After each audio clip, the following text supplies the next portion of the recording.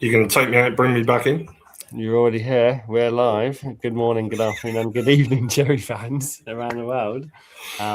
Welcome to a special edition, Scotland versus Brazil, the first one of the World Cup series with just me and Daz. Welcome, Daz. How you doing? Yeah, hi, Ollie. Looking forward to this one. First game that we can watch where we've actually got three representatives possibly playing at any given time. Just in the lineups, we have Ryan, who is starting for Brazil. Yeah. Come on, Ryan. And they just kicked off here. I don't know what timing you're at. Yeah, 20 seconds in. Okay, cool. Good to see that Ben Gannon Doak is in the lineup, and they're resting Christie on the bench today. So we've definitely got two Bournemouth players. What a proud moment. Well, finally. I think we've been waiting all World Cup for a moment like this, haven't we? We absolutely have, yeah. So if let's say if Christie comes on, that'll be three Bournemouth players playing in a World Cup competition. An amazing achievement. Yeah, awesome. Just to mention, Adam Wells. Hey, Adam. A fan of Darren here, mentioning that he may have been a Man United fan all those many moons ago, Darren. Yeah, I don't hide the fact that many moons ago, I used to support Man United from a very young age, probably about the age of 6, 7, when we used to collect the Panama footy stickers. And if Bournemouth had been in a Panama footy sticker album, I'm sure I'd have been supported them as well. But it was in 1984 on a very cold January morning. Wow. Someone's got a great memory of you. They must have, yeah, because I used to, proudly wear the Sharp sponsored Man United shirts around the Waterloo estate back in the day. Yeah. And yeah, it was a very cold 1984 January morning when Bournemouth were playing Manchester United in an FA Cup third round draw. So me and my mate jumped on the bus from Poole bus station, went down to Bournemouth bus station, walked to the ground, and we were stood on the we were stood on the East Terraces when they were standing back in the day. And yeah, we watched the game, and Bournemouth beat Manchester United.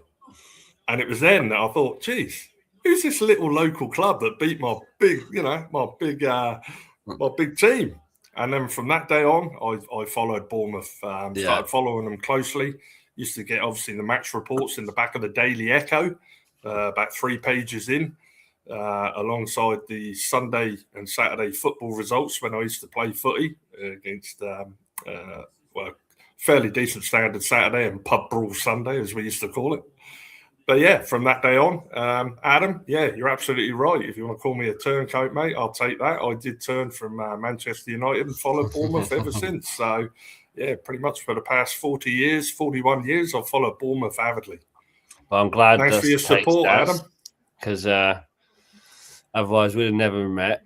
And you'd be a bloody United fan still. No one wants that. Absolutely not, eh? I'd sooner be a cherry born and bred in Bournemouth than an armchair supporter from the other side of the country, so to speak. Like most of the big 6 clubs, I think, they're the biggest clubs around the world for followers. And reason being is most of them have never even been to the, let's call it the Theatre of Dreams, for example, at Manchester United or their home club. Yeah, agreed. An interesting point to make, I think. But this is a lot about the English Football League, right? And the difference between big teams and small clubs. As a brief shout out, not sure if you guys have noticed yet, anyone watching, anyone re-watching, Bada Bing, Bada Boom. These are... Oh, yeah, you've even got the hat on. Sick. Nice. Yeah, this is some new merch that we've got. So when we bust into the new Premier League season, we will be merched up to the teeth, baby. Yeah. You got to look the part to pay the part. That's what I say. Yeah. Coming to a store near you soon. Yeah, place your orders. So now an interesting start to the game here. Looks like Scotland had a bit of possession there. Brazil with an early crossing. Just look at the class of the Brazilian team. I mean, I've always loved watching a Brazil game in the World Cup. They're always just something special, aren't they? And you look at the caliber of the players on the pitch with your Cunhas and your Danilios, and then to see that our young, I think is he still 19 or 21? He's still 19, he's still very young to be in a national team of that caliber. It just goes to show you how Bournemouth are attracting these, well, you can literally say world-class players now. Yeah, for sure. Yeah. Yeah, absolutely, you can. It'll be very interesting to see what happens. Obviously, there's going to be significant shuffles and signings in the window prior to the season starting. And as we know, Bournemouth's recruitment and development department always, I don't think they've made a bad signing in the last 5 years. I don't think was.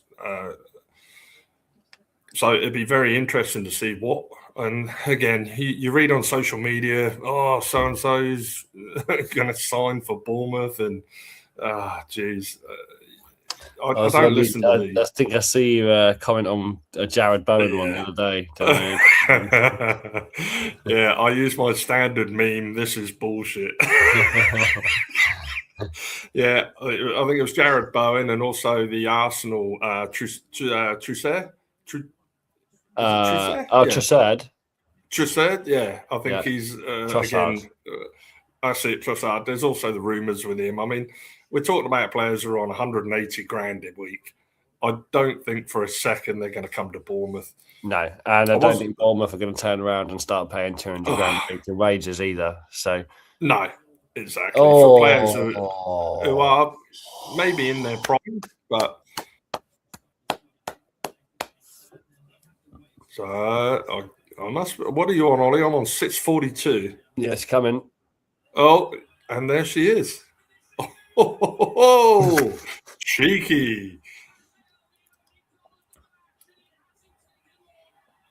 Geez, there'll be some questions asked about that one, I'm sure. Yeah. I think in the unlikely event, let's say that Scotland did get through to the next rounds, I'm not sure where they've been in regards to how far they've progressed in a tournament before. But I was doing some research earlier, and there's definitely a Scotsman who got through to a World Cup final. In 2002, there was a referee. I picked up his details earlier just for a bit of fun. Where is he? Here he is. Come on.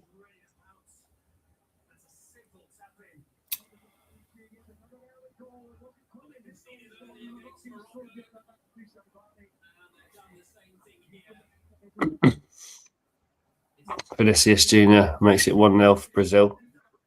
Just before the 7th minute.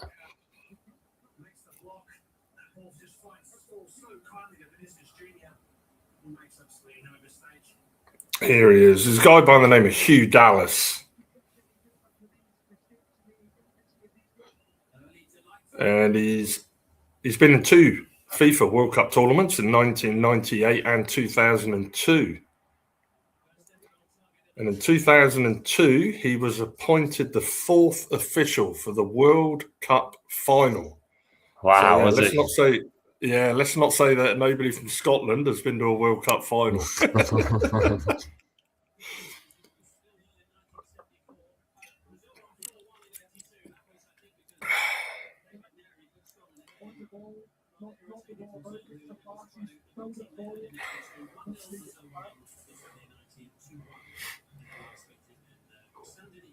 I'm going to have to go refill my orange juice in a minute. Sounds good. What's your choice of poison tonight?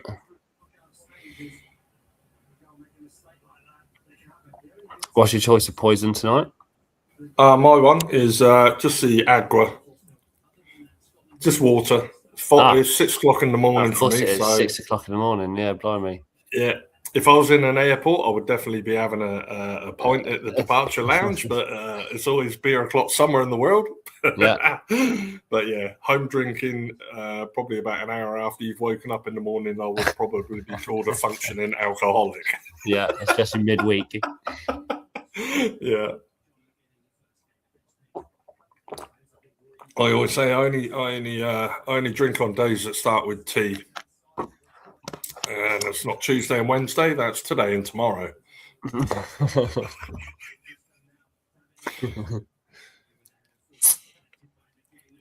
Scotland having a little bit of possession now, pushing it out to the left.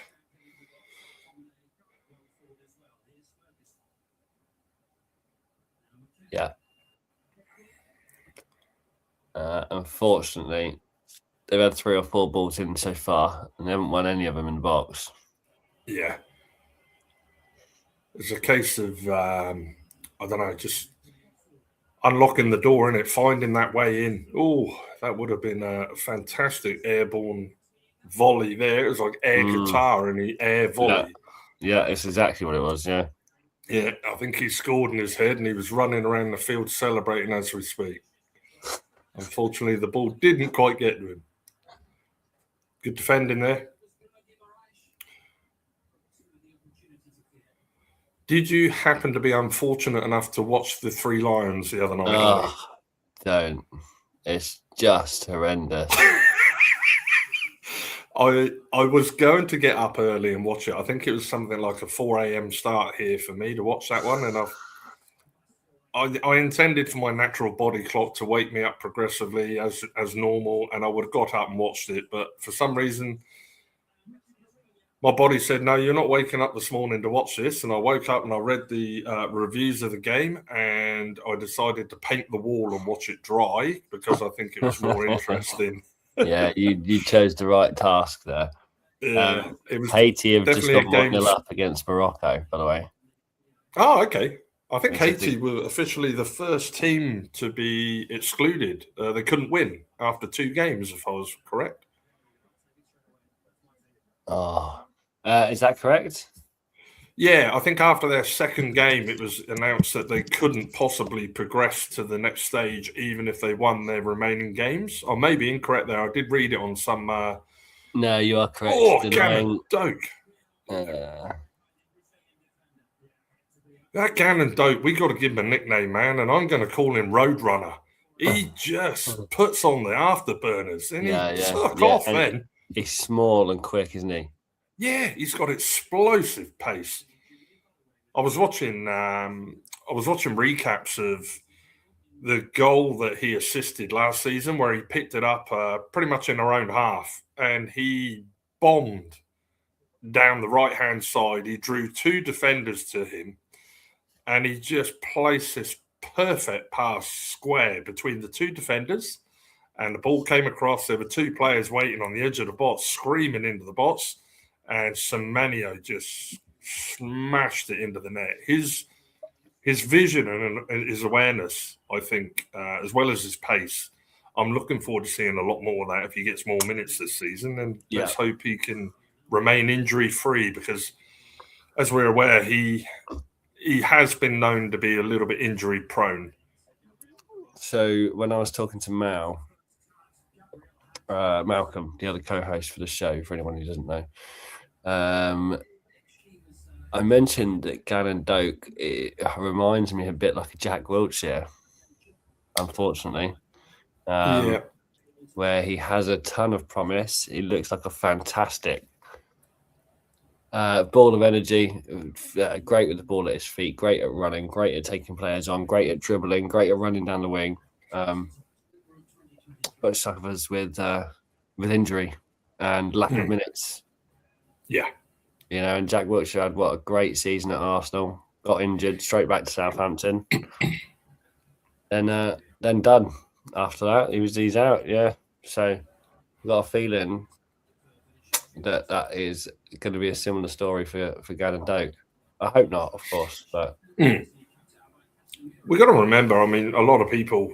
I used to think, these players are earning, $100 grand a week, $150 grand a week. It's insane money. overrated just to kick around a ball of air. But you think about their actual playing careers are very short. There's not many players who go on to, the likes of Henderson, I think, have probably spring to mind now. He's in his late 30s. I think he's 38 now, I think, Henderson, and still playing very competitive league football.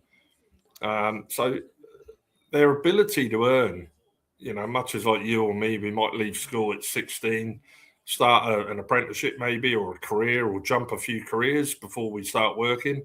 And the anticipation is that you're working to your 65. These guys, they probably only got maybe a 20-year, if you're lucky, career path, in which case they can earn stupid wages. Yeah, that's true, I guess. But I mean, talking of after careers, we got Mark Pugh. Yes, who is doing incredibly well as a kind of countrywide nutritionist for schools and kids, should I say? Yes, it's funny you should say that. I think I got him on, I think it's Instagram or Facebook or something, and quite often he pops up on my news feeds. He's very into his cooking. He does all these little recipes and cooking things, and reminds me very much of myself, sort of like, pulling some pots and pans out and a chopping knife and a chopping board, and putting together some recipes. I love a bit of cooking myself. So nice. I love watching Huey do that. Almost as much as I love watching him score goals back in the day when you see the recaps. He was a phenomenal player. Yeah, we love Pugh. He's a Yeah. club champion in my eyes, to be fair. Pugh. Yes. Pew. Yeah. Quality player. Yeah. And then even the recent signing or announcement, Richie. Yeah. Richie has come in and taken over, again, a player who has got Bournemouth in his blood. I think it was 450 odd caps, I think, for Bournemouth from memory. Yep. Again, don't quote me on that, but again, a long-standing player, and what a player again. So it's good that Bournemouth keep that player family type involvement with the club. Mm-hmm. I think that's critical to the Bournemouth's background and Bournemouth's future. Well, I think they've got to, though, haven't they? Because if they make a change that doesn't embody Bournemouth, it's a bad change. Yeah.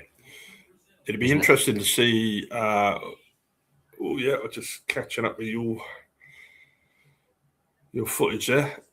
It's, Steve Fletcher, again, absolute legend. We'll all remember the goal at Grimsby. And to have him as a critical part of the Bournemouth in the backroom staff as well, it epitomises Bournemouth. Did you see the video I posted in the chat? Yes. It's like a funny advert with Steve Fletcher. And like saunting into the ground and like putting his feet up, and like he's got this really cheeky accent on. I thought it was comedy gold. Someone in the marketing team needs a bloody bonus for that, because it was brilliant. It was so well put together. Is that the one where he had to announce the players list or the team or something, and he lost it, and he had to? That's it. He was phoning everyone around. Can you help me out? Asking the players. Yeah, that was good. Also saw a very good on the AFC Bournemouth page. It was an interview with Gannon Doak and Ryan Christie, and I never really recognised, I guess, how thick and broad accent that some of the Scottish players can have. And Ryan Christie, obviously, unlucky. Ryan Christie is Scottish. You can tell he's Scottish, but Ben Dan and Goat come on, and you can just imagine him after half a dozen pints. It would be like totally incomprehensible what he is saying. He's a very broad accent. And he was saying back in the day he was playing for one of the Scottish teams. He was playing for one of the teams, and he come down to the south coast. I think he was playing Portsmouth or something, whether he was playing for like a St Mirren or something. And he said he come down, and after the game, I think it was one of the supporters was waiting for him to get back onto the coach, and one of the supporters had a Panama sticker of his father, who used to play football for one of the teams. This supporter, because his father had passed away, I think it was very recently before that game.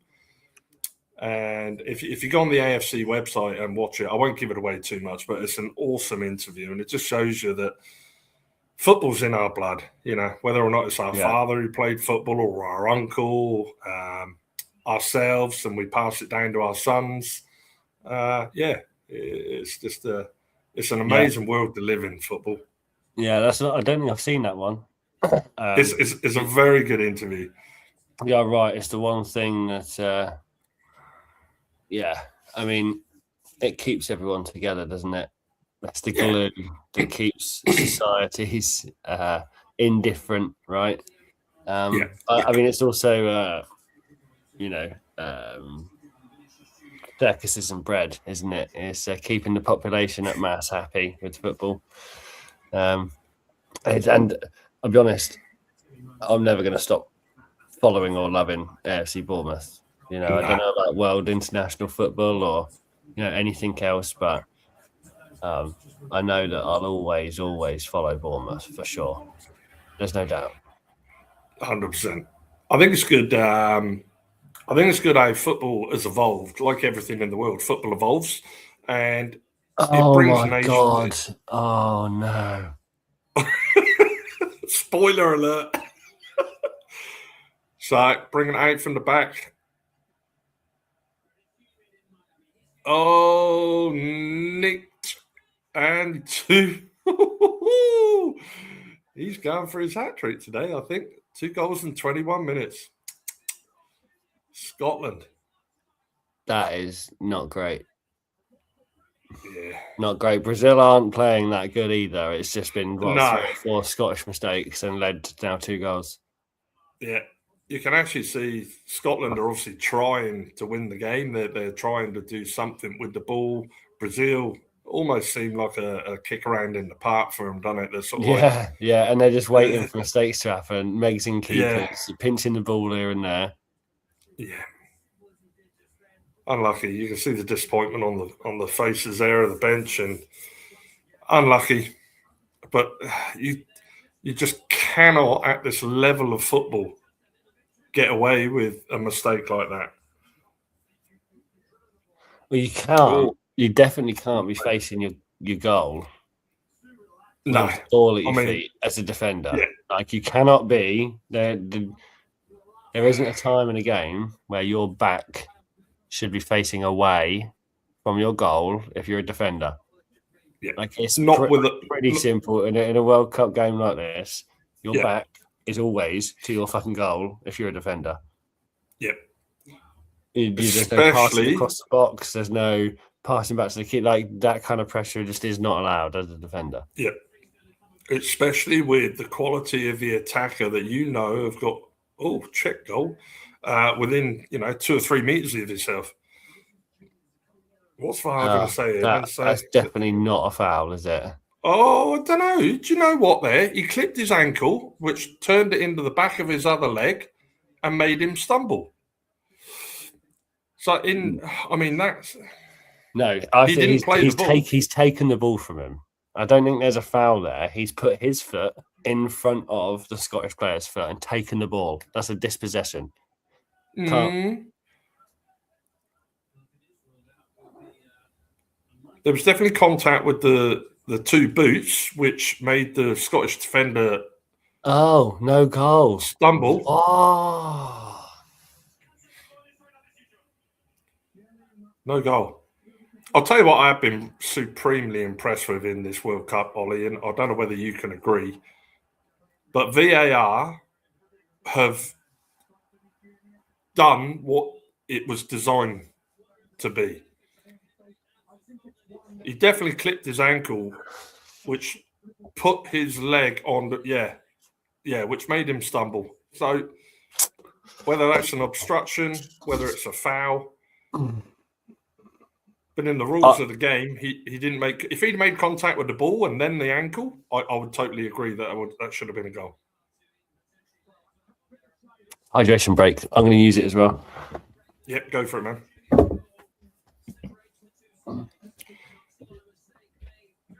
So yeah, if anyone else who's going to watch the show back, for example, or if you're watching live, what's your opinion on VAR with the World Cup? I think it's a great improvement on what it's been in the Premiership. That's for sure. I mean, when a decision takes 7 or 8 minutes for a minute offside with Evan Nilsson with the thickness of a shirt sleeve, for example, or whether it's a Dango misallowed goal when he actually headed it in at the start of last season. Yeah, I think the VAR decisions, especially for simulation. I remember I watched the first game. I think it was Panama, and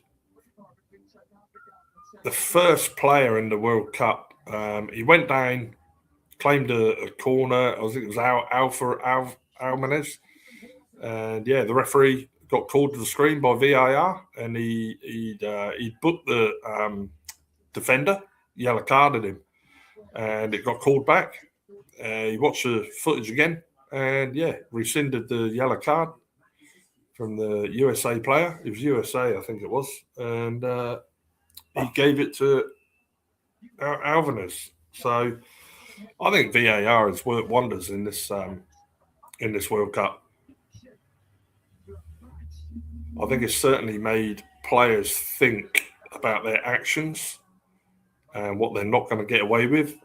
This one is very controversial. Obviously, a player, I think it was Alvarez again. I think he got sent off for hand covering over his mouth.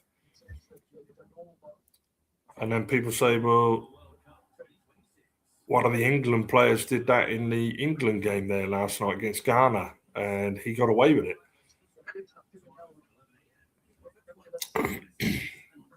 Paraguay, that was the team. So, yeah, I've just seen an advertisement for Paraguay and Australia coming up.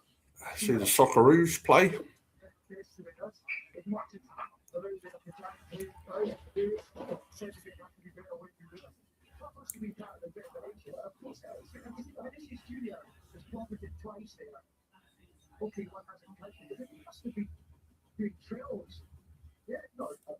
So as you know, we're all following our Bournemouth players. We've got Tyler Adams playing for the USA, the host nation, and they're having a good crack at it. I'll give them their due.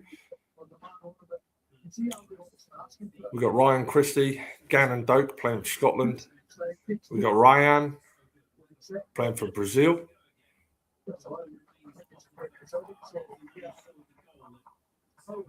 Argentina, I think Senesi's been called up to the squad. It's Gladiator of the fullback. So our hydration break's now over. Going to pick up where we left off with a Scottish throw up to the left-hand corner.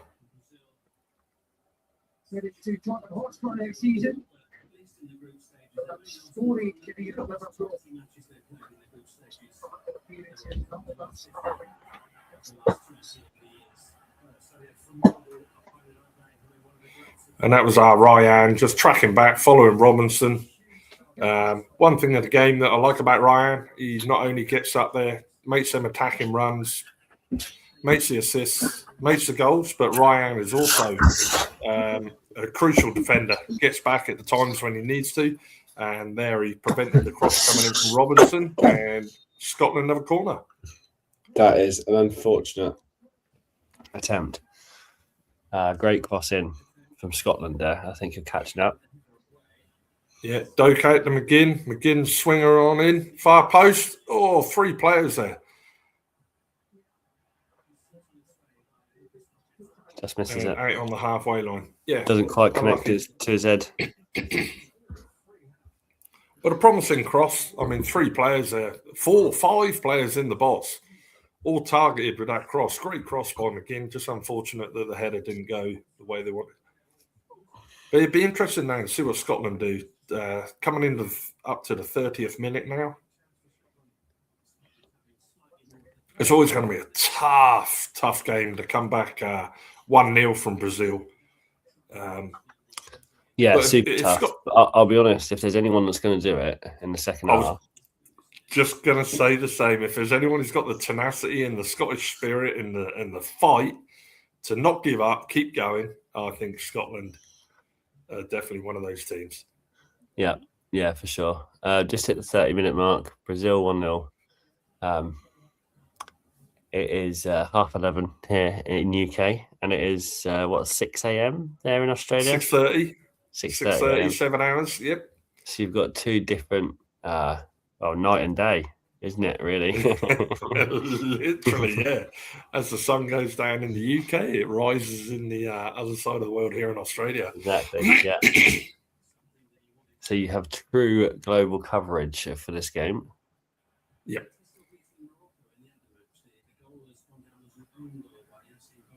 And as these initial phases of the World Cup come to fruition, they do the results and see who goes into the last 32. We'll be following again any Bournemouth player in those squads or teams likely to play for their national teams. Or good little attack down the left and another corner. Robertson's having a good game down there on the left side. I think he's definitely one of their key players. Gets down the flank, gets the crosses in. And just surprisingly enough at this stage, it's actually Doku's having a quiet game on the right. Yeah, I think that's on purpose, though.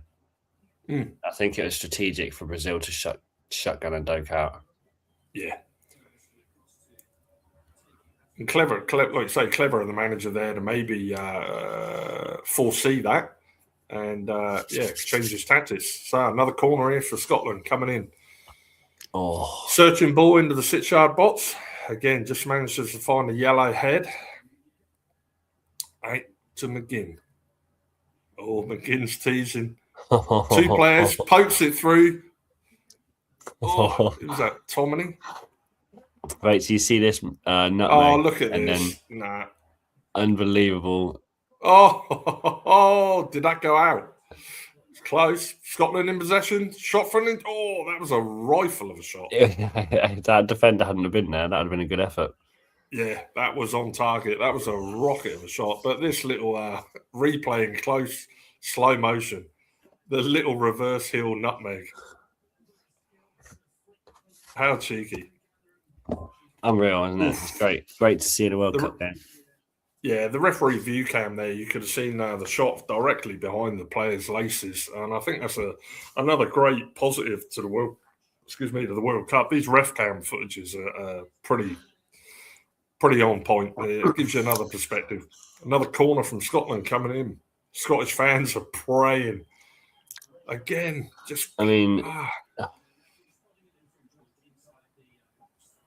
Brazilian is all over him there. So Bruno G all over him with the hands. Yeah. I mean, that is... If the referees give a free kick to Brazil there, which I believe he has, I mean, Bruno's making absolutely no attempt apart from impede the progress of the Scottish player. It's a deliberate foul, in my opinion. Oh. Do you know what? I've seen that Gannon Doak step over a couple of times now in these Scotland games. Here he goes. Out to the right. I'm a little bit behind. So, yeah, step over. He's drawn two players. Look. Great ball in. But like you say, I think they're trying to... And he running back as well. Yeah. Yeah, they're trying to shut him out, though. They're trying to shut him out. You definitely see two players. Paqueta, I think his name is looked like he's been assigned almost like a man marking along with the fullback. Yeah. Oh, you're never going to get away with that one. Yeah, these players are almost trained, didn't they? The second they feel a breath on the back of their shirt or a fingertip, there's only one place they're going, and it's not upwards. No, it's never up. No. I always remember one of the controversial penalties Bournemouth had against them last season. I can't remember the player or the game, but Jimenez was tugging on the shirt of one of the opponents who ran into the box. And if you're getting tugged backwards, your feet go forwards and your upper body goes backwards. And yeah, this player, opposition player, just threw himself to the floor in a miraculous dive. Oh, Rayan calling for.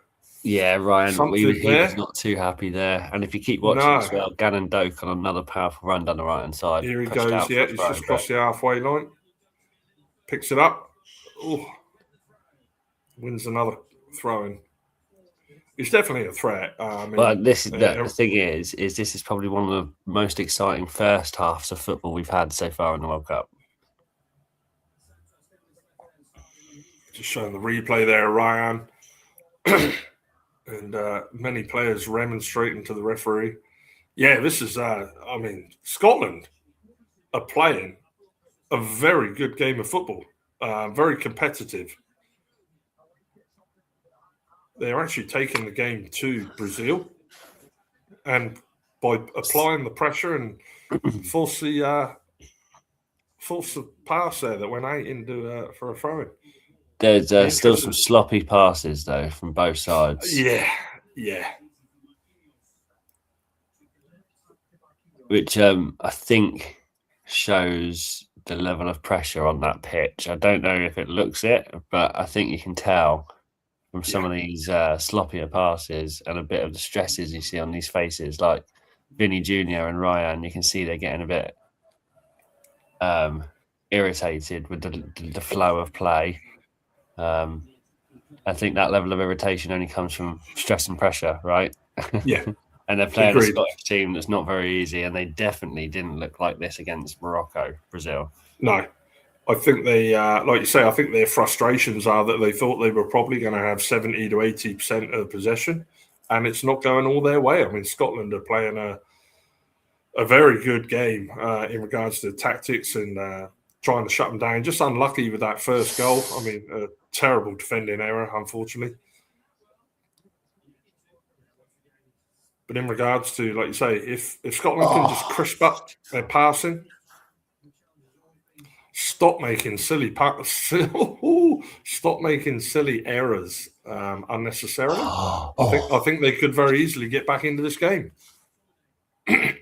Yeah, easily. Yeah, this is not closed out for Scotland yet, for sure. No, definitely not. Ryan, is that Ryan? No. It was Ryan that took the shot, yeah. It was Ryan, yeah, I thought so.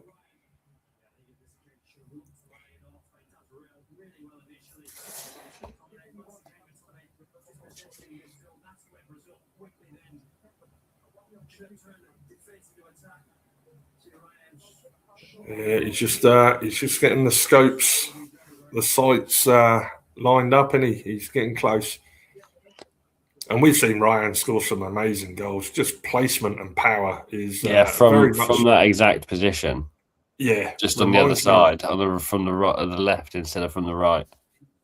He reminds me very much in similarity to a Semenyo. We know he can score with both boots, Ryan, and he seems to be able to have this ability to place a powerful shot.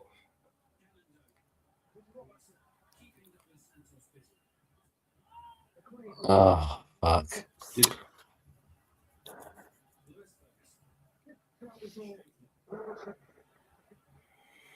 Out to the left, Robinson.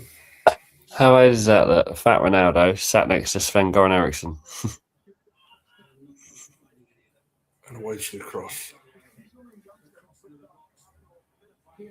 Yeah, I've just got that now. And you can certainly tell that the players are, let's say, not having dietitians and training as often as they would have back in their career days, isn't it? I know myself. Not sure if you're aware of the Norwegian team, right? And what's been going on with them. So, no, obviously they've got their famous Norwegian row, haven't they? Yes. That they're doing everywhere. So they've been doing it on buses, in the cities, in the stadiums, bloody everywhere, right? They also got pulled apart a little bit for their photo shoot, their pre-World Cup photo shoot, because apparently they all look like neo-Nazis. Oh, crikey. So it got pulled apart because apparently Haaland is looking like an old school savage Viking, and it's like really kicked off with some of the like new Gen X people in Norway. Wow. And then thirdly, they have shipped over 1,000 kilograms of their own food to America for their team, their staff, because they refuse to eat any American food. So they've got like 300 kilograms of like whitefish tuna. They've got like 600 kilograms of oranges from Norway. Like, and they're all shipped over with the Norwegian team. Yeah, because you can't get oranges in America, can you? I mean, the Florida oranges are meant to be famous. Not proper ones. Yeah.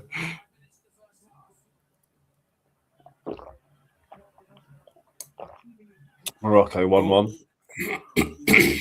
Morocco have been a surprise to me. I've watched, I think, 2 of their games, and they've played some good football, to be honest. Yeah. Is there anyone out there that you've watched games that you've been surprised by how well they've played or how well they're doing? I mean, I know USA, the host nation, to me, they're playing very good. Yeah. Again, Norway, I think I'll call out. Yeah. They've won both their games, I think, so far. Japan look interesting. Yes. And also Senegal. Yes. And what about Cape Verde? Well, hey, who? They played a good game, yeah. They did. I'm a big fan of an underdog story, and there's been a couple of them there for certain players so far. So, yeah. I mean, it'd be a great shame if, you're going to get through to the quarterfinals, let's say, and it's only going to be your Spain, Italy's, Brazil's, like we always think of. Even Argentina, I mean, they've always had a very good, let's say, record for World Cups, except for the one with our dear old Peter Shilton against the name I will not mention, with the hand of God. Yeah. We all remember that one. How somebody who was 5'6" can beat a 6'1" keeper. When was that? If I say 76, am I way out? I'm not even going to have a guess, mate, but it was definitely, I would say, 80, probably 82, 86. Yeah, I was 10 years out, 86, not 76. 86? Yeah. The hand of God, Maradona. That was just before the power years of Italian football, when you had the likes of Gascoigne go over and play for Italy. When was that? 89 to 92, that wasn't it? The Italian era. They were good years of football. I really enjoyed watching it. Is it Baggio? I remember there was another, I think his name was Baggio, an Italian footballer. World, absolutely fantastic.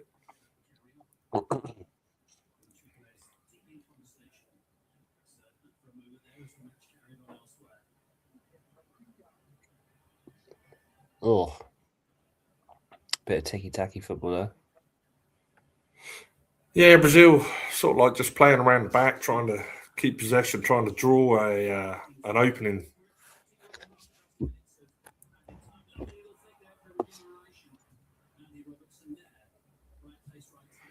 was watching one of the previous games we followed on the show for the Scottish, and the keeper there. They were saying that they're very, very limited in Scottish choice of keepers. There's only 2 keepers that they've got, and their backup keeper, I think he's 39. Very mature in years, a bit like Foster for Bournemouth as a backup signing. But in regards to having a choice of first team keepers, Scotland are absolutely at dire straits. They've got nobody really who they can call upon. It's crazy. Oh my goodness, 2-1 Haiti. Wow. Wow. 2-1 Haiti against Morocco. That's surprising. And again, we love an underdog, don't we? Yeah, we do. Oh, nearly from Brazil there as well.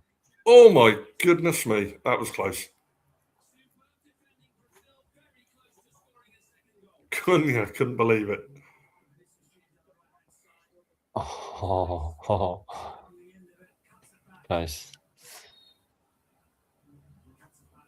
Corner for Brazil on the 45th minute, pretty much.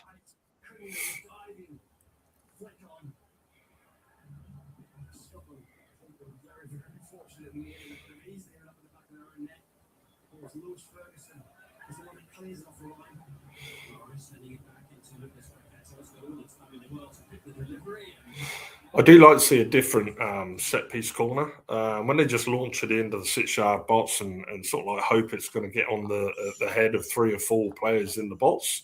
I do like to see some of the set pieces where they try something different. Do you know what? That was one of the biggest issues last night watching England. They say that insanity is when you do something over and over again and expect different results. Yeah, don't they? And yeah, that's basically what it's like watching England. It's yeah. they do the same bloody thing. They don't seem to learn from the mistakes. The corners, there must have been 5 corners, and every single one of them was put in exactly the fucking same. Yeah, and all of them were shite. Yeah. And I mean, I guess if you're playing like again, I say, you know, your Spain, your Italy's, your Argentinians, your Germany's.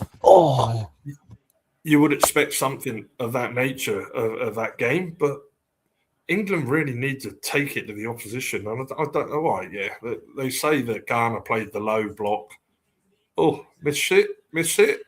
Try again. Yeah, so I was just getting excited about.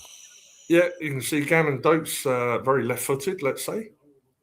Oh my goodness, Morocco, Haiti 2-2. Wow, that's going to be an exciting game to watch. I mean, 4 goals in the first half, I would imagine.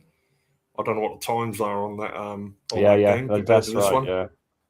So as it currently stands, Brazil will finish on 7 points, Morocco 5, Scotland 3.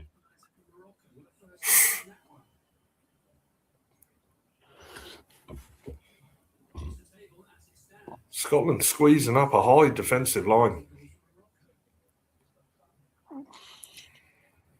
I think Scotland have got a super good chance of doing something here in the second half. Yeah.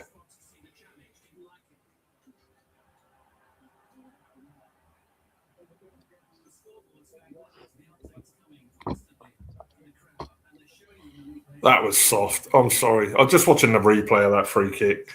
Yeah, the player's tracking him. He's holding his shirt so he knows where he is with his fingertips. But there was no way on this planet that there was enough contact there for him to throw himself to the floor. But they're going to do it, aren't they? Oh my Christ! Oh fuck!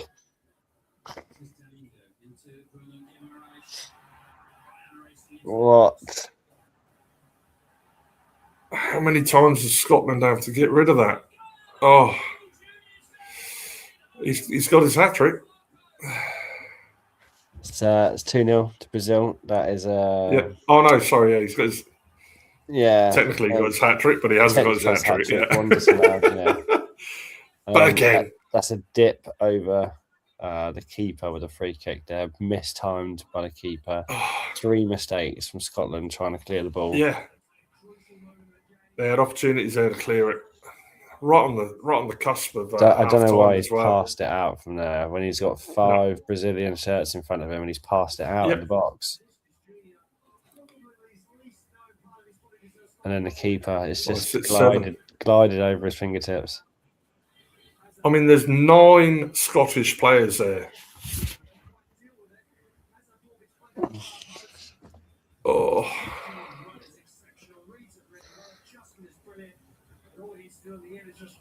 I mean, let's give Brazil credit. I mean, the cross and the placement and the header. See, I'd like to agree with you, giving them credit, but I don't think what you said earlier is accurate. They're playing like a bloody Saturday League team. Yeah, And they're it like, just it looks small like it's just mistakes. lackluster, and they're enjoying it, and they're getting goals because of Scottish mistakes. In all honesty, Ollie, like you say there, I think Brazil, if you look at how many attacks they've had through their own, I mean, they had Ryan there, Ryan who fired over the bar, but in regards to how many attacks they've made for themselves and scored, zero. How many attacks? How many goals have they scored through defensive errors? 3. Yeah. Yeah.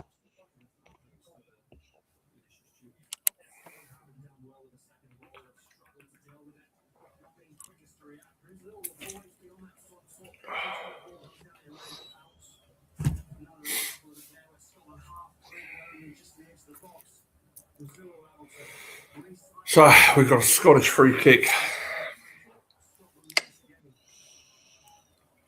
See what Robertson can do with this. But it's just not good enough, you know. Again, it's almost just that. Let's hit it in and hope, innit?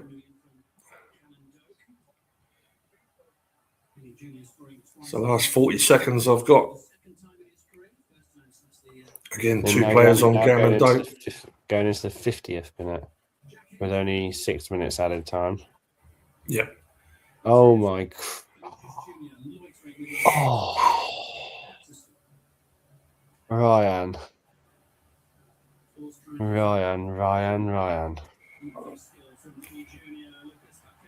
Oh, what a touch. Oh, the way he pulled that ball out of the air, the control. Outrageous, right? Good save from the keeper, but that was insane. That was quite the touch to bring it down into play. To bring that from his left onto his right boot, look at that. Oh, jeez, I've just seen the replay now. That deserved a goal for Ryan, just because he's a Bournemouth player. What an insane bit of skill. You'll see it's about to go out for a Brazilian corner, still in play, 52 minutes in. No, they've called it.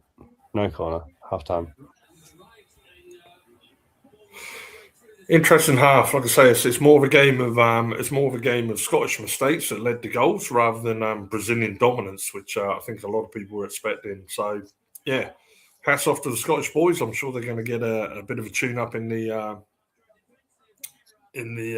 changing rooms there. But I don't think there's anything to be disheartened about. They just need to sharpen their pencil, so to speak. Yeah, I agree.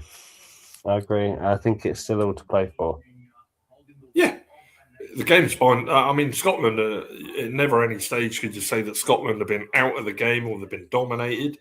I think they've actually took the game to Brazil in a very good fashion, but obviously taking the game to a team of this caliber and this quality, if you're going to make a mistake, you're going to get punished. And unfortunately, that's been the outcome here for these boys. Yeah, agreed. Right, I'm going to have a half-time break, mate. How do you say that again? I'm going to have a half-time break, so... Yeah, cool. I will see you in a sec. Yeah, no worries. I'll see you shortly. Cheers.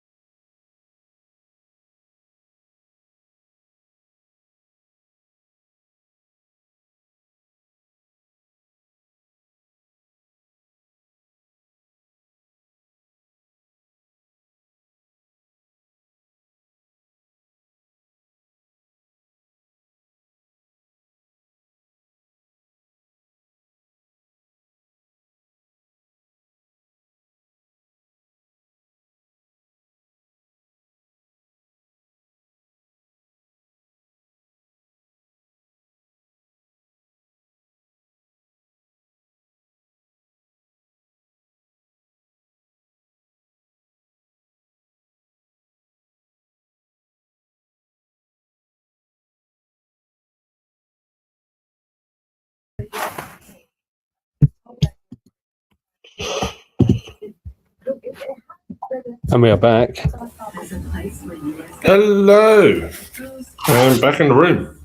Back in the room.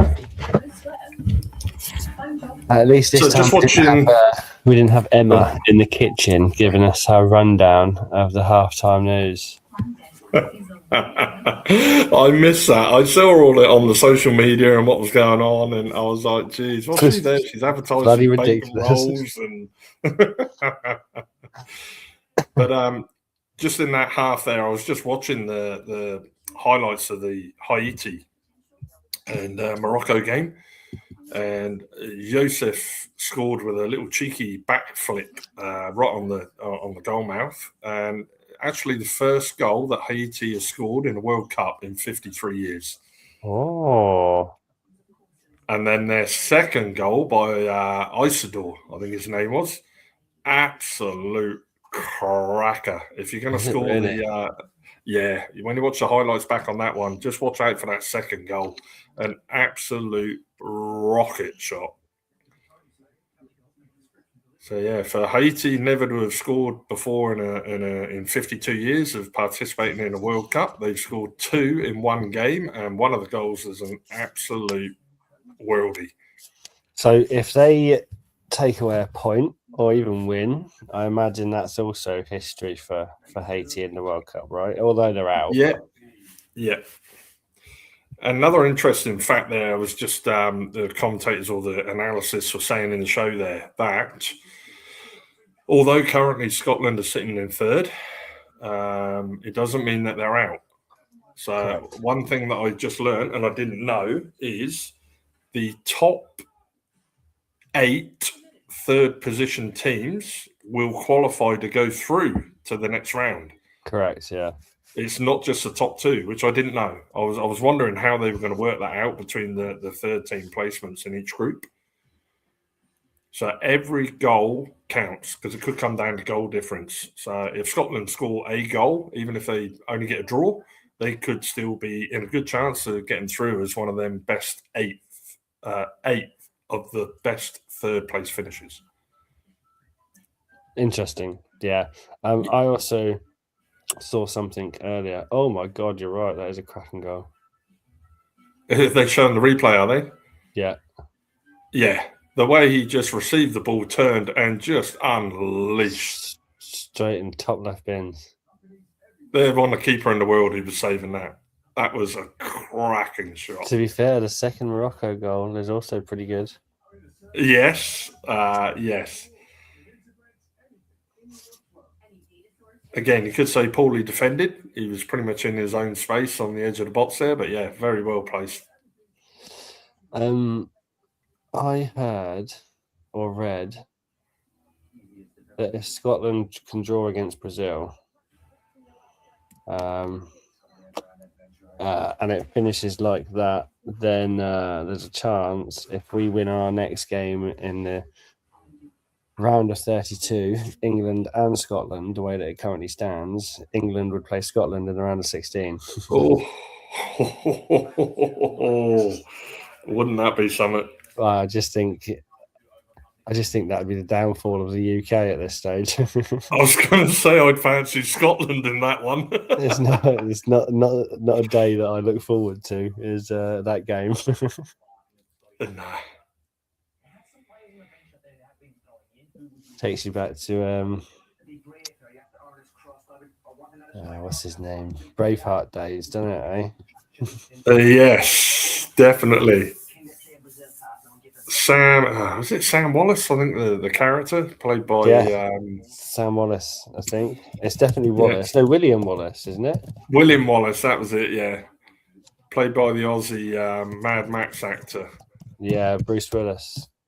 No, that's not who I mean. Mel Gibson is who I mean. Yes, Mel Gibson.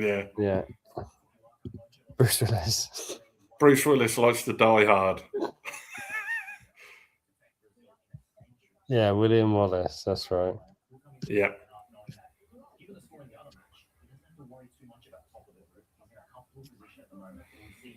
Yeah, you can take my something, but you'll never take my freedom. That's it. So it's a great film as well. Yeah.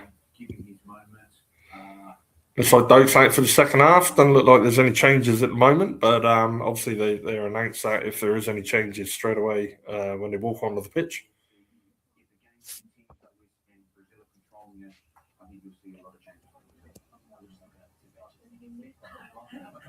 He's got Endrick, he's got Neymar, he's got Martinelli, he's got an abundance of riches, and we're looking at the Scotland mention. It's not the same, is it? It's not quite the same. They do have Ollie born McKenny, McLean, McTominay. You can definitely tell they're Scottish, can't you? So you know what? I don't want to sound stereotyping either, but they all look Scottish.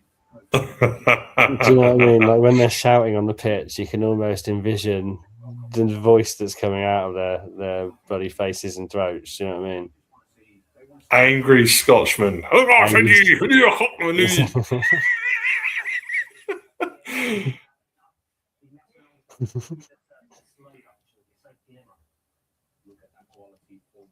Yeah, let's just. I was watching a bit of footage the other day of old classic games. And oh, geez, what was his name?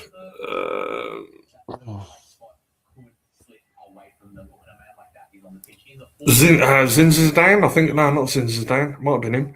Oh, the one who famously Zinedine Zidane. Was it him who did the headbutt in the centre circle against Correct. the other opposition and just planted one in his chest? And oh my jeez.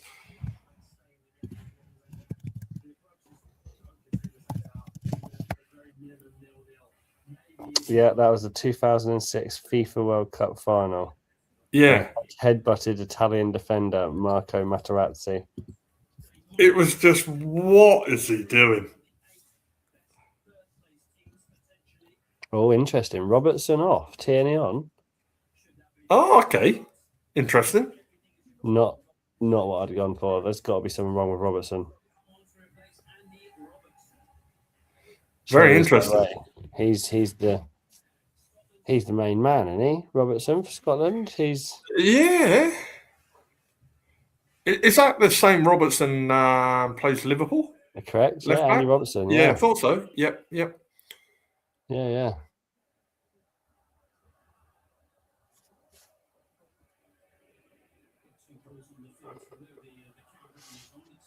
And we are into the second half. Yeah, here we go. In Scotland. Vinicius Jr. with both the goals, having received the third, but it was VAR'd off. No goal. So it'll be interesting to see how Scotland come out, see if they still play the same way or whether there's any tactical changes in regards to their gameplay. Long searching ball up. Out to McGinn on the left. I'm going to be honest with you. I've already seen an issue. So Tierney on the left-hand side there. It's playing it back.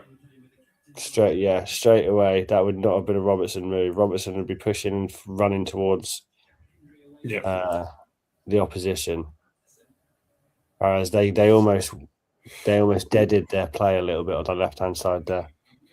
Yeah.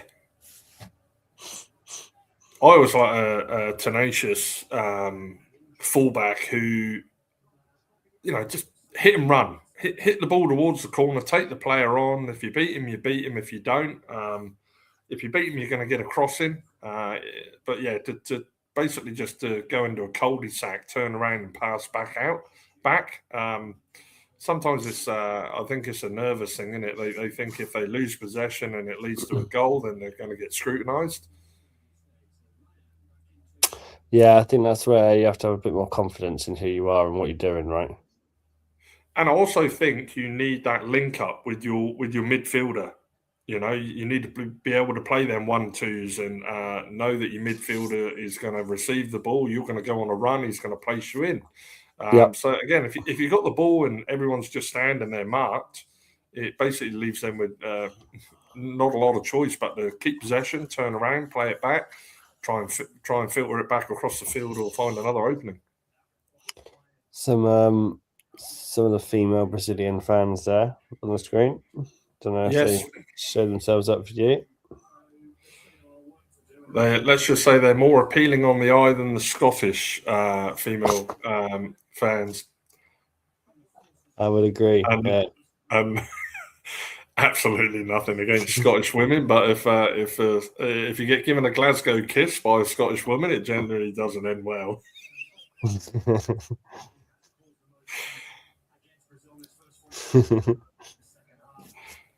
How many of them have you had? Oh, none. Touch wood. I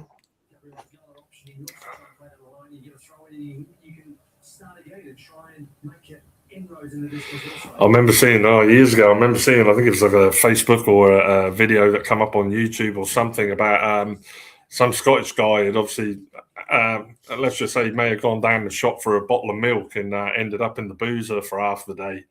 And I just remember seeing this footage of this Scottish woman comes in the pub. Obviously, he's like, "Oh shit!" Excuse me. He's like, "Oh damn! I'm caught out here." He protests his innocence. She plants a Scottish Glasgow kiss straight on his nonce. He's just got his nose absolutely pouring down his shirt, and then she walks out. And I'm thinking, gee whiz, at least I'd only be in the doghouse for 2 days if I did that and not have a broken nose. Oh. It's good effort. Not good enough.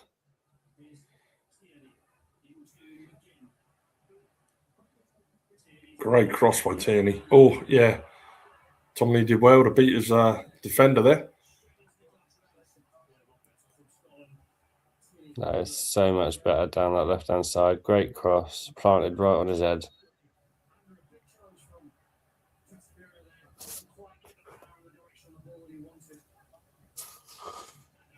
Yeah, great 1-2. Again, we were talking about that 1-2 and the overlapping run. It's exactly. Unfortunate that was straight down the keeper's throat, wasn't it? I think a metre either side. And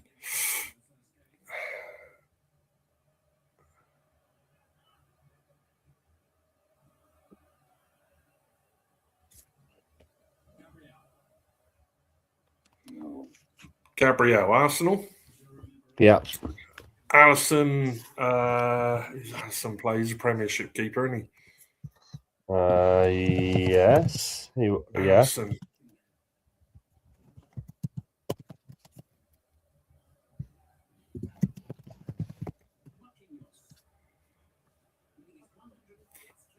Oh, that's a good run. Well cut out.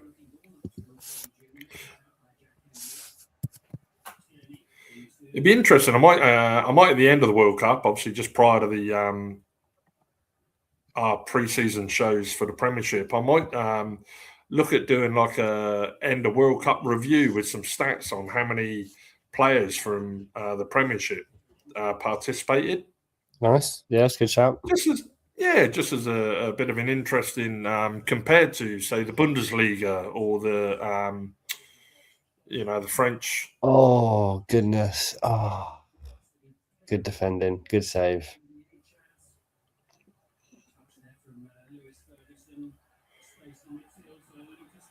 He's begging for it. Oh, it's a good ball in. Great save. Yeah. Oh, you could just see where he wanted it. He was saying, just place it. Just place it. Great pass. Great it's just attack. rolled into his feet, isn't it, for him to work with? Yeah. Interesting to see McGinn's come out, because McGinn again usually pushes up them flanks, but he's sitting a bit deeper now. Come on, play.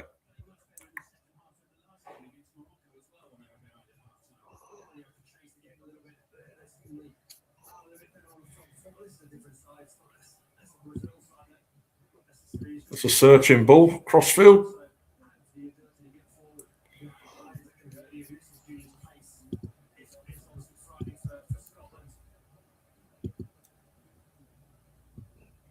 So Scotland, again, having a good spell of possession. They seem more confident on the ball, I think, this time. I don't know whether it's my rose-tinted spectacles, let's say, but playing it around on the edge of the box. Lovely 1-2. Oh, he went down. He's clutching his face. Referee's not having a bar of that.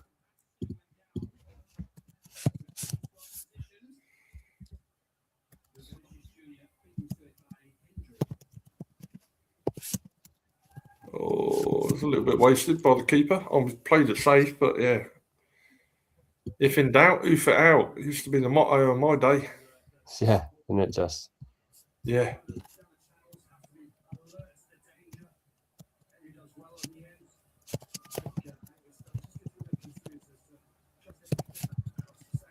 So Brazil attacking down the left.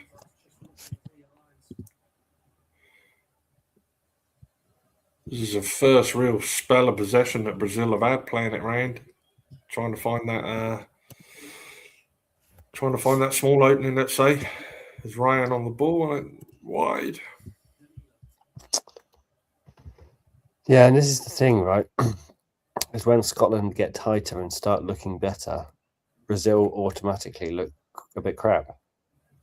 Yeah. And I think that shows that they capitalised on mistakes in the first half.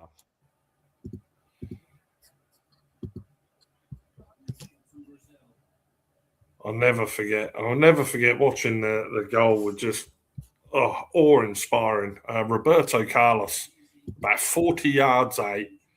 Oh, good shot, good save.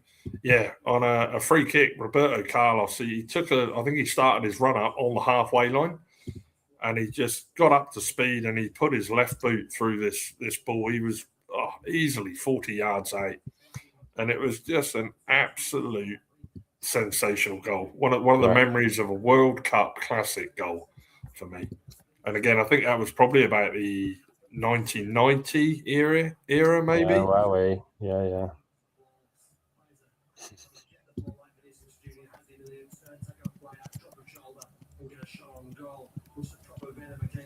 Wasn't quite right. Again, it's another warning sign. You can't allow players like Vinicius Junior that room to run at you and have a shot on goal.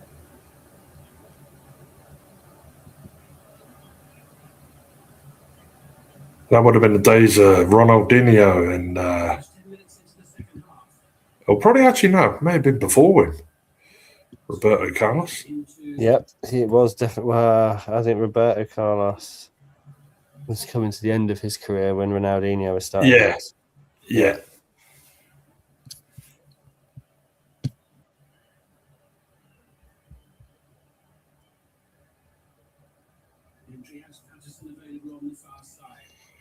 Once again, it's way by the left.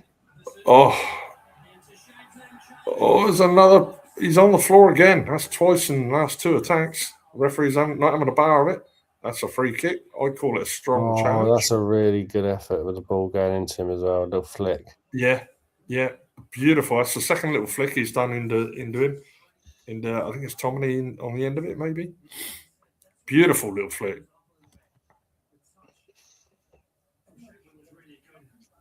But they're definitely starting to show, let's say, more attacking signs. And I think if they got a goal back into this, I think they could definitely be back in the game. They're not out of the game by any means. God, dude, it's still so hot. Oh, of course, you're having a heat wave over there, eh? Yeah, I mean it's 20 past midnight and it's still 30 degrees. Wow.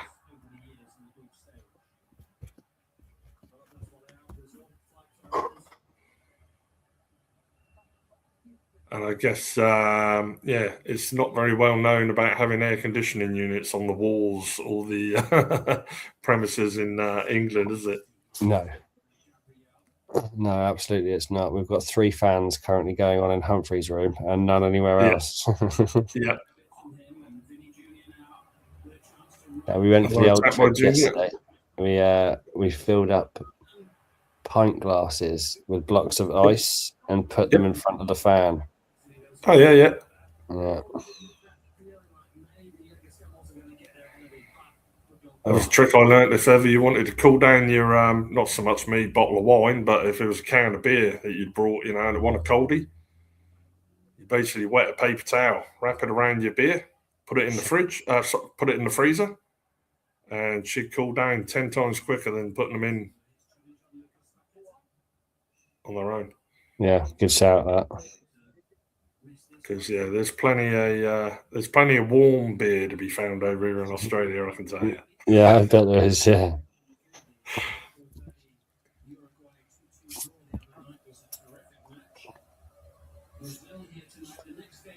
Scotland with a high press, they're pressing them right up into the box.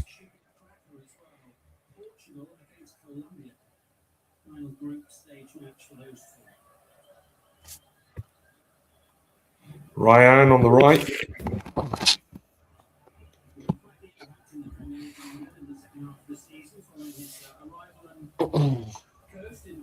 Not good enough for Brazil there.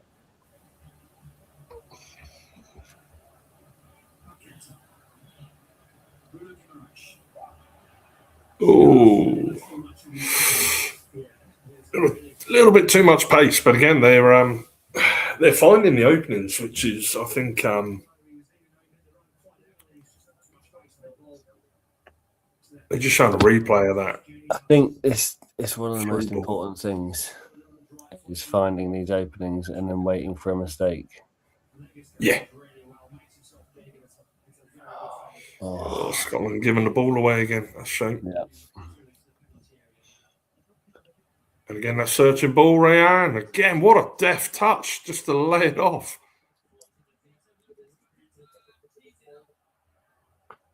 That'll do. Goal kick. But again, you look at Ryan's control on this ball that come out of the air, and he knew where his player was. And he just has this ability. Gerard Butler sitting in the Scottish stand there, drinking rum or whiskey, it looks like. Oh, definitely.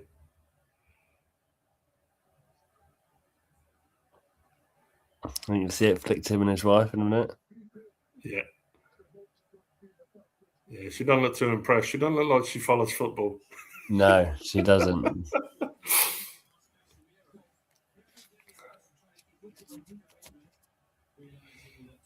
There's I don't know whether you ever follow rugby, or I don't really follow rugby, but there's an absolutely massive once a year 3-game derby between New South Wales and Queensland. They call it the State of Origins. It's been going on forever, and they're basically. Oh, holy shit! Sorry to interrupt you, but that's all right. I'm going to catch up. I reckon I'm about. Don't think there's any coming back from Scotland. Yeah, unfortunately. Ouch. Oh, jeez, cheeky. Yeah. Unfortunate for Scotland, but that was world class. Yeah, that was world class. That was world class. I mean, the attacker there could have took the first shot, but no, he just laid it off to Cunha. Nothing the keeper could do there.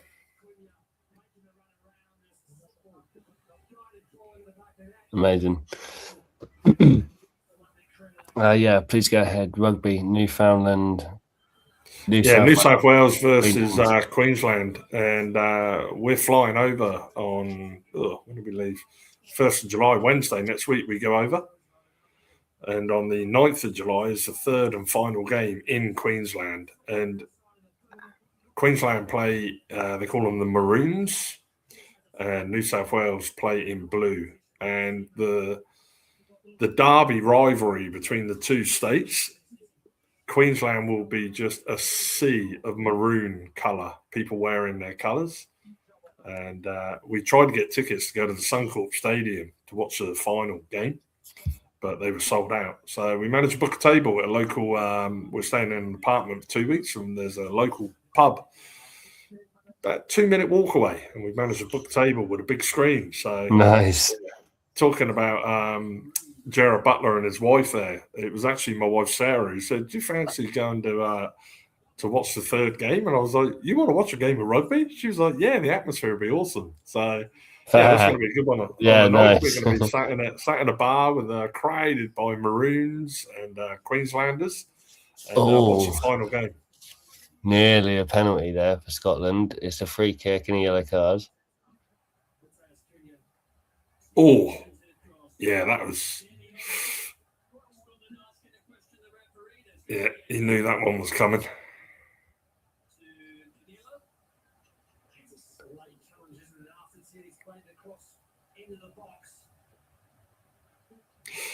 So we call the old defenders follow through, isn't it? Great if you make the ball, but if you don't, yeah, you look like an horrible bastard. it looked very close. Oh, yeah, just outside the line.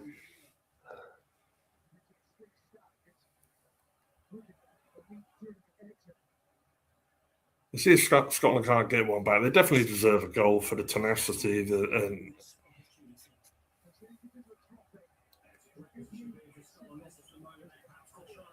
what? Where do you want it? He's going, on my head. No, not there. There's all this sign language going on. No. And then, yeah, come on. Yeah. Right, no. Yeah. I'd just be blasting that and hoping for a... I think yeah, that's exactly what I'd have... exactly what I'd have done. Just hope for a deflection or something.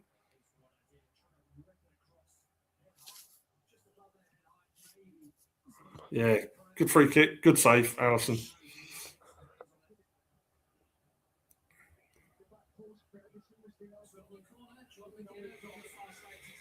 McGinn. Oh, fuck, crikey.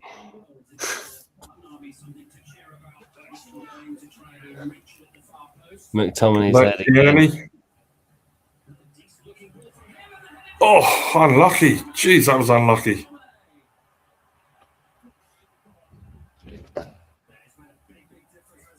And this is the thing, isn't it? Like, if you were Scottish right now, you'd be fuming. I think you'd be fuming because offside. How well you've played. Yeah, they've definitely taken the result game. Is. Yeah, because it shouldn't be 3-0. No.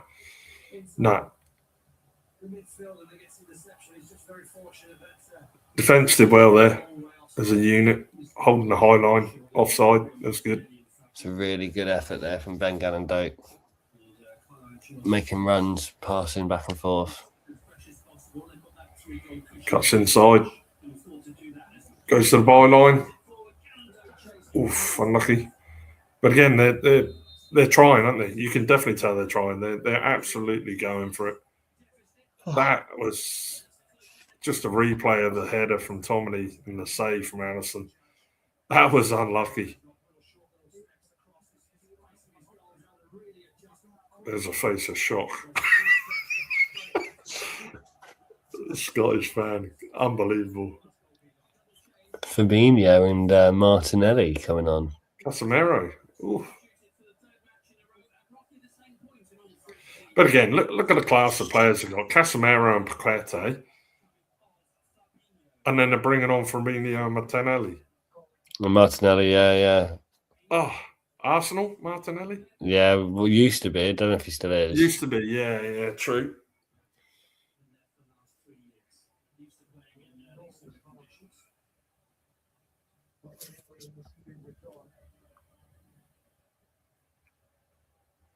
So, 65th minute now. Scotland trying to maintain a bit of possession. They're definitely playing to score, let's say. They're certainly not sitting back.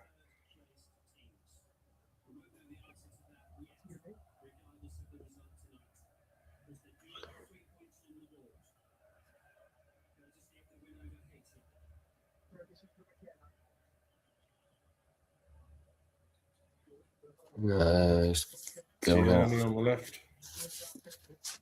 And the goalkeeper's hands.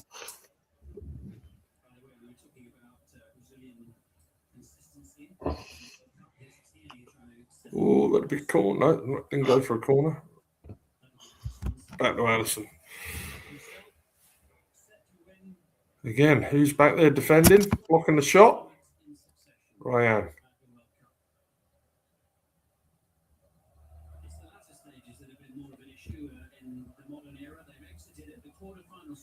I posted up in the group, Ollie, on our Facebook channel for those who are tuning in or going to be watching later. If you go to our YouTube channel and our Facebook group, Global Cherries fan channel, there was a great interview with Anton Semenyo. and he was talking about his career at Bournemouth and how he absolutely detested training with Andoni when he first come in. He said 90% of the training was just run, and he hated running. He liked playing football, not running. And it was a very good analysis of his time at Bournemouth. And then right up to his last game against Tottenham Hotspur, when he give it his all, he give it his absolute all to the last kick of his career with Bournemouth when he scored the goal. He scored the winner. And he went on to Man City, and he was just very thankful for Bournemouth and Andoni as to how far his career had progressed during those years. He come from Bristol City, I think it was. That's right. And yeah, he had nothing but admiration. He's a very humble player, which I think a lot of the fans respect him for. I think he's just very thankful, very humble from his beginnings and where he is now. And what a transition into Man City. You know, you think he would have been a bit of a bench warmer for half a season and have to build his way into the team. But yeah, ultimate respect. It was a really good interview. Yeah, great shout out, to be fair. I think, he's one of the most wholesome players Bournemouth has seen, for sure. And he's done hydration break. At Man City. He's immediately fallen in nicely to that team, isn't he? Yeah, he just fell straight into the run of the play. But he was saying that Man City, again, are one of them teams who rely upon about 80% possession in a game, whereas Bournemouth probably are more known for having less possession, but winning the ball in a high press type scenario and then taking counter-attacking, high pressing, into an attacking situation. So the interviewer was saying to him, was it hard for you to transition from that sort of like less possession, counter-attacking football to a team that basically dominate a game with possession? And he said, no, he said, actually, it was very easy because his training for Bournemouth and what Andoni had instilled into them, it was a very easy transition, and which is why he has been so easily adaptable into that Manchester City role. So, which makes sense. That's a good way to sum it up. Yeah, it's a great interview. If you have a chance to watch it, have a catch up on that. What I posted up, and anyone else who's going to be watching the show back, go back, have a look at our previous shows, hit the like, hit the subscribe button so you get notified of any future shows that are coming up. We're going to be doing all players in the Bournemouth team that are playing in the World Cup. We've got our Tyler Adams for USA. As we know, we've got Ryan in Brazil. Not sure how much further Scotland to go, but again, we're hoping to see Ryan Christie in the second half. Ben Gannon Doak playing. What other players have we got in Bournemouth that are playing? Senesi has been called up for the squad for Argentina, I believe. Shame about Creepy. Absolute shame about Junior Krupi and Adrian Truffer as well. I think he was well deserved. To me, he was one of the standout players of the season, not just for Bournemouth, but I think for the Premiership this year. Yeah, agreed. I think I've just seen Andy Robertson's ankle wrapped up. Yes, yeah, it's iced up there by the look of it.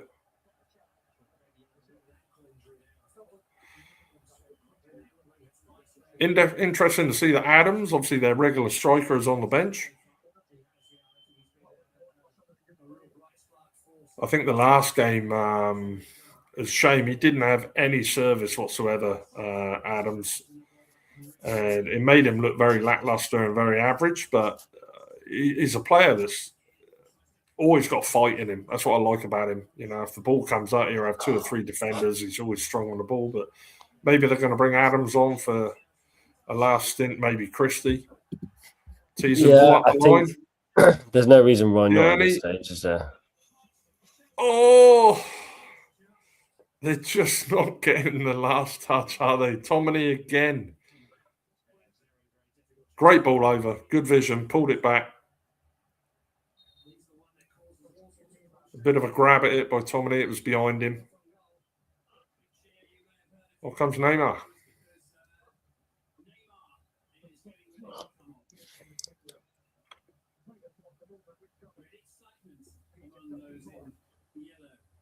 And again, we're just talking about the caliber of the Brazilian squad. And they're bringing on Neymar as a sub. Oh, so third place rankings at the moment.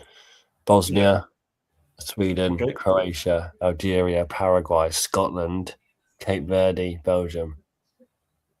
Yeah, just seeing that pop up now. That's the top. Interesting. Yeah. Yeah. And Scotland, fifth.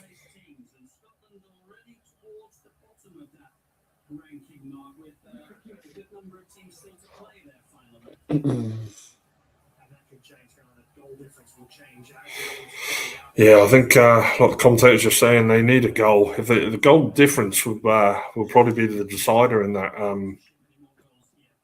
that choice of the top 8 there. Yeah, agreed. Yeah, for sure. There's still games to play, so they're at 5th at the moment, but you get a couple of other teams score a couple of goals that may just displace them. McGinn, come on. Ryan tracking back.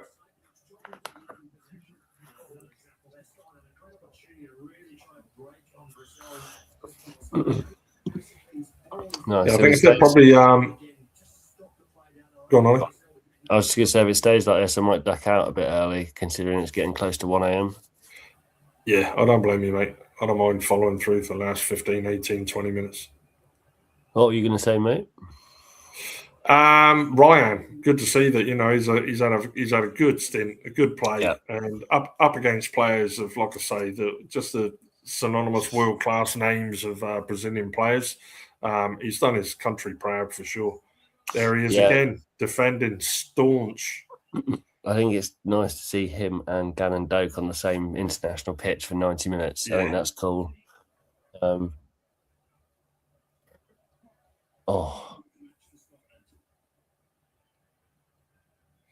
Yeah, I'm sure Ryan will be working hard on his English language skills, let's say, ready for next season. I understand he couldn't speak a word of English when he came over, and he's relying heavily on Evan Nilsson. Is he? Yeah. He was relying heavily on Evan Nilsson to translate and communication. Oh, again, Scotland, unlucky. They're knocking on that door, aren't they? They're trying to buy a raffle ticket. They're peppering that box with crosses and headers, and definitely deserve a goal. I'd like to see them try something different though. Like I say, just keep peppering it into the 6-yard box where there's 7 or 8 Brazilian defenders or players. It's going to take something extra special. Neymar Jr. is only just coming on. Be interested to see if Ryan is his replacement. It's not. No, good. 9 for 10. That's good. 26 stays on the pitch. Yeah, Cunha's come off for Neymar. Cunha, yep. Listen to the crowd. Well, he's the man, isn't he? He's the wonder kid. He's the legend. Yeah. He's the boy now since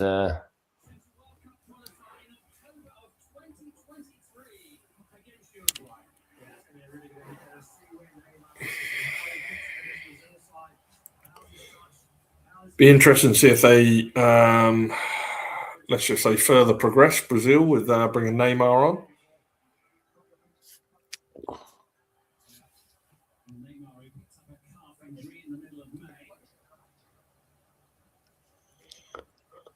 Oh, Morocco 3-2. That'd be a cracking game to watch. That. Yeah, I reckon. Those first half goals look good. Yeah.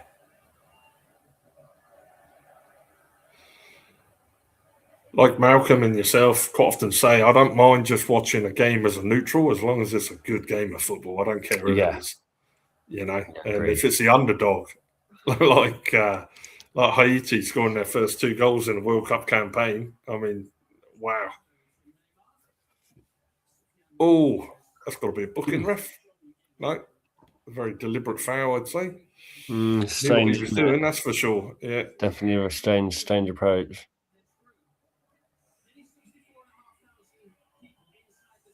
Yeah, he knew he had no attempt at that ball. Oh, I'll put my arms up, make me look innocent.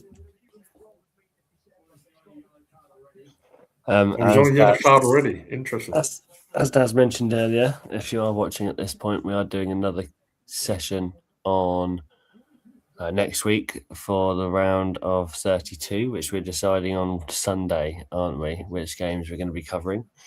So there'll be another post out about that at the moment.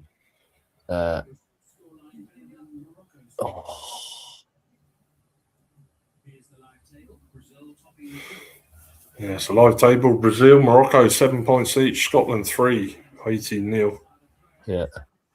Scotland attacking again. Great save at the near post.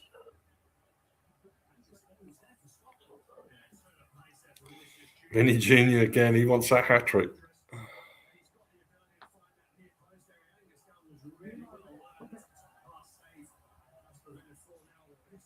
So 78 minutes, 12 left to play. Scotland 3-0 down, unfortunately.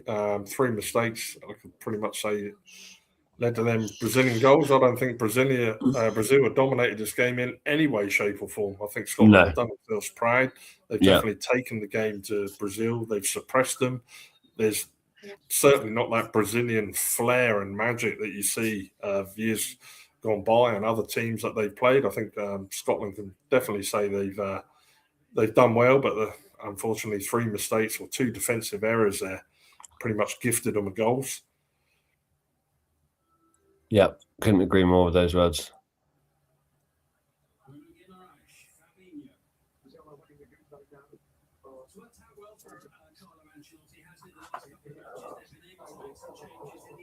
I suppose the manager's not changed things up for Scotland. Obviously, there's a few legs out there. They start to look a bit tired now. They've still got 10 minutes plus. At least 3 minutes for the. I'm not sure why he didn't do that before the third goal, to be honest. Yes, he definitely needs something. What he's got on the pitch is obviously it's good, but it's just not quite working. And the best thing you can do when an opposition is used to your players on the pitch and what they're doing is change it up. Make them think about it. I think our little Duracell bunny, Ryan Christie, needs to. If you can imagine, bring some energy into the game. Exactly, yeah. We know what he does for Bournemouth when he plays. He's an absolute Duracell bunny. The energy and the what he brings, the little death passes. It's nearly 4-0. Nearly 4-0.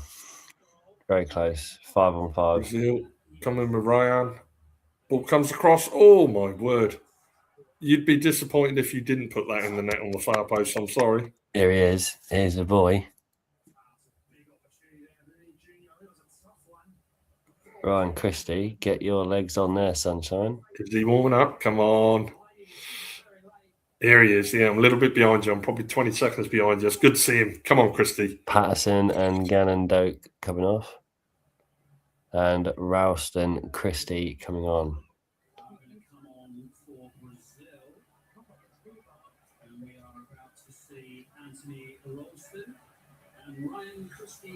Ryan is also coming off. All right. With Douglas Santos. Yep. Alexander and Hendrick coming on. Right, I think that for me is farewell, Daz. This could get all right, buddy. Next 10-15 minutes for sure. No worries. I'll keep going, mate. And I'll see you on the next one, mate. Take it easy. Thanks for joining us. Up the Cherries. I'll see you soon. Up Cherries. Good night. Good night. Cheers, Ollie. Cheers, mate.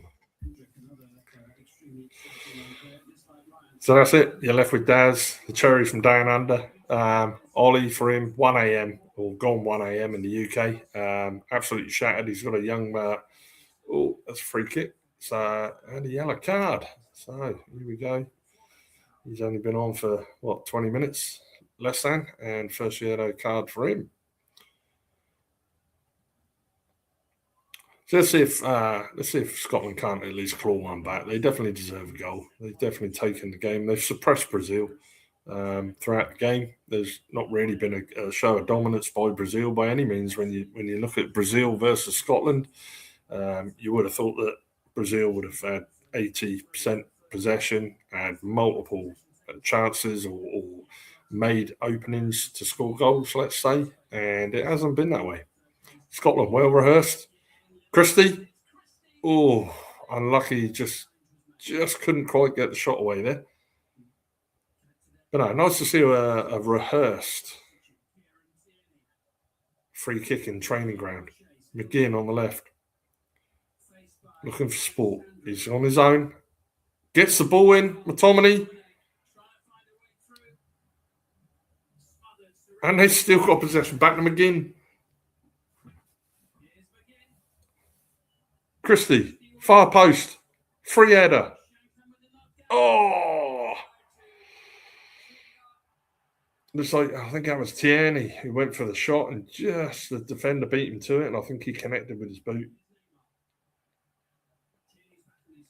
Could be a painful one, that. Obviously, these boots nowadays are just made of tissue paper, basically. Back in the day, we had boots that were like 3 or 4 mil thick in leather, and when they got wet, they were very heavy. Nowadays, these boots are more like a fitted sock, let's say.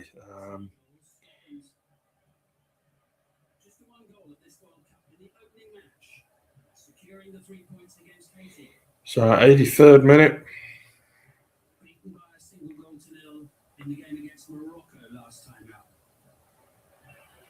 And Brazil currently sitting third in the group. Even a goal would make such a difference when it comes to the top 8 third places of the going through to the last 32. And to be honest, I think Scotland deserve a goal. They really do. They've definitely had the more attacking play. They've definitely had more chances, more shots on goal. But unfortunately, again, them 2 or 3 mistakes in the first half pretty much gifted the Brazilian players a goal. Excuse me. Great defending by Christie.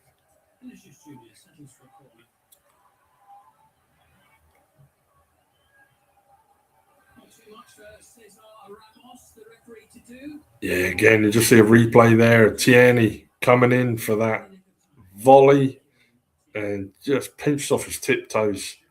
And a bit of leather on leather there can be very painful.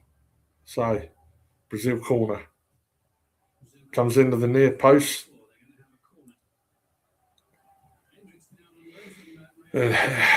Shanklin there with a safety header, just playing it out. David Beckham in the crowd.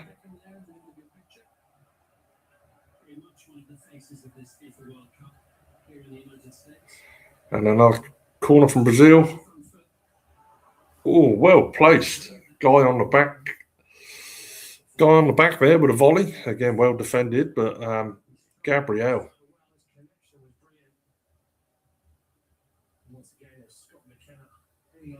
Yeah, if McKenna ran to block that shot again, that's probably a goal there. So again, some staunch defending by Scotland.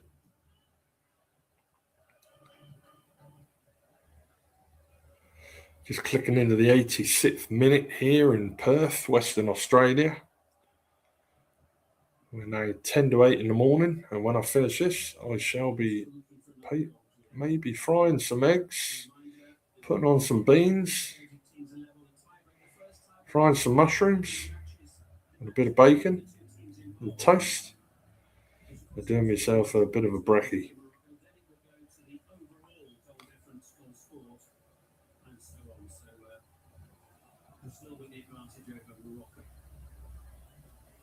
So Brazil now, they're just basically playing it around, a bit of a training ground exercise. They're 3-0 up. They're just having a bit of fun by the look of it.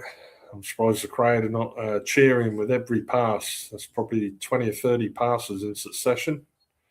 Or little clip at the back of the heels there.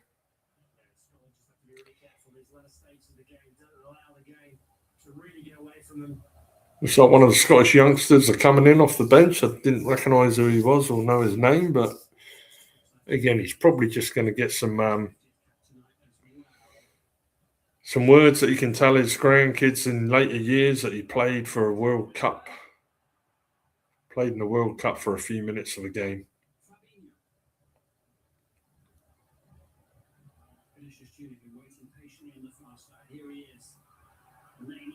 Come on, Scotland. Christie.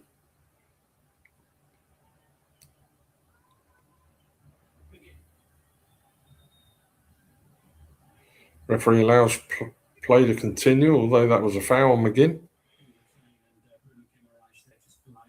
And Christie in the centre always makes himself available. Turns, runs. Looking for that pass. Come on, Scotland. Let's at least score one. Christie again, making himself available.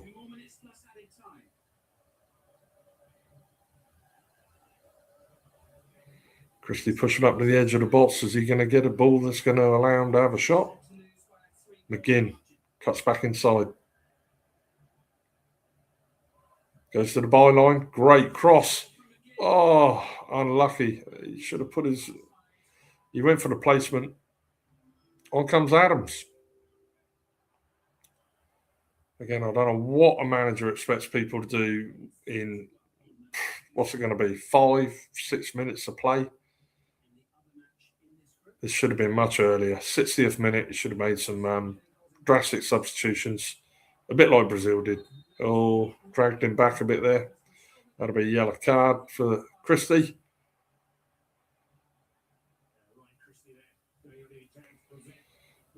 Yeah, that's what you call...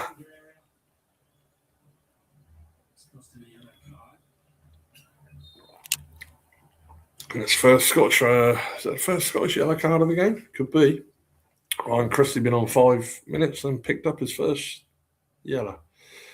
Checking into the 89th minute, Brazil got a free kick out on the far side. Neymar whizzes it in. Back to Neymar. Shot fizzed into the keeper's chest.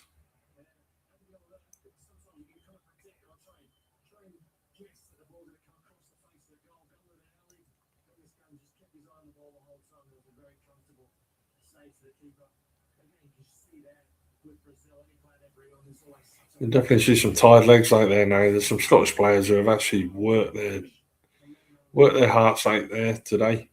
They can all pretty much go in, although they've lost 3-0. They can say they've definitely give it their all. They've suppressed Brazil. Brazil have not looked like the dominant team by any means.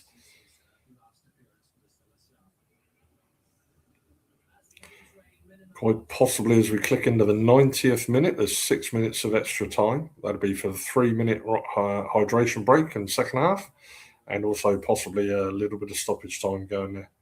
Free kick to Scotland. Pretty square on to the goal. Doesn't give you much of an opportunity to get any width on a cross. And time for the substitution. So Shankland and McGinn coming off for Shea Adams. And young Curtis. So Gannon Doak was originally the youngest Scottish player to play for Scotland up until the point when Curtis came on 2 matches ago, I think it was. So Curtis currently the youngest Scottish international World Cup player. Free kick pinged over, and that'll be a defended header and a throw into Scotland on the far side. Tierney with the throw. Is it going to be a long bomb? Yes, you bet. In it comes. And Neymar plays it out to... If that got through from Vinny Jr., that possibly could have been another opportunity. They're saying a free kick. Yeah, he's near enough had his shirt turned inside out. I don't think that was his own doing there. I think that's the reason for the free kick.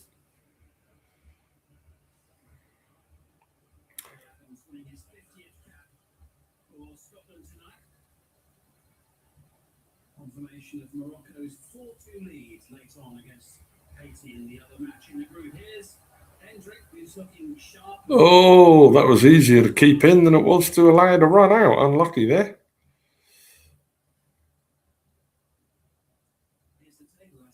So Group C table again, Scotland sitting third, only above Haiti with 0 points. Scotland on 3. That was due to their Haiti win. Attacking down the left, drew the defender and blocked the pass. He just overhit it slightly. So if you are watching or if you are tuning back in the future and you're looking back at our shows, again, join us, the Global Cherries fan group, Bournemouth players, not Bournemouth players, following Bournemouth players as fans from all over the world to build that database of global supporters. We've got supporters at the moment in groups all over the world. America has got a Nachos AFC Bournemouth group. Them guys, again, big following. North USA, Canada. So the boys over in the Nachos AFC Bournemouth group, feel free, join us together. Anything is possible. We can make this channel big. We can make bounce off each other, make a global following for AFC Bournemouth. We've got players who play for Bournemouth from all over the world, not each and every continent, but from all 4 corners of the world, so to speak. And we're looking to build the fan base channel to support them and just see where it goes. At the moment, 3 Bournemouth fans, myself, Ollie and Malcolm. Malcolm from Berlin. You'll see him hosting shows. We're going to be doing the last 32 right through to the final. Should any Bournemouth players be fortunate enough to be playing for them teams, could be Ryan with Brazil in the final. Who knows? So follow us and look for us next season. We're going to do some pre-season shows and we'll be following every Bournemouth game next season, starting in August, away to Man City. Unlucky there for Scotland. Ball come in, well defended, looked like by Bruno, put over the bar. And it's gone out for a corner. Ferguson. Could this be the last opportunity? We're into the 95th minute, one into the last minute of stoppage time. Ball fizzes in, Allison with the punch. Oh, jeez, unlucky.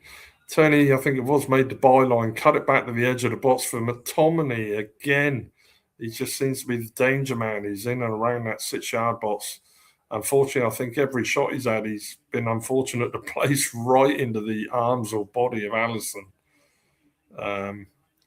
So Brazil, again, brings it straight out into the attack. Great block. Great block. The resilience in the defence today have been awesome by Scotland. Could easily have been double figures with the shots, and they've put their bodies on the line. Again, well cut out. That'll be a free kick. Yeah. Little nudge in the back there from the Brazilian player. Junior, I think it was.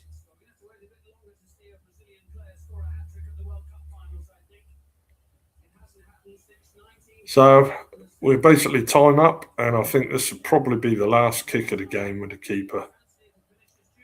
And there it is. So Scotland, 3-0, lost to Brazil.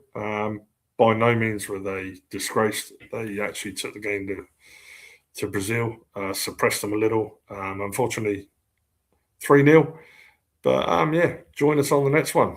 Subscribe, like, you get the notification, and up the cherries.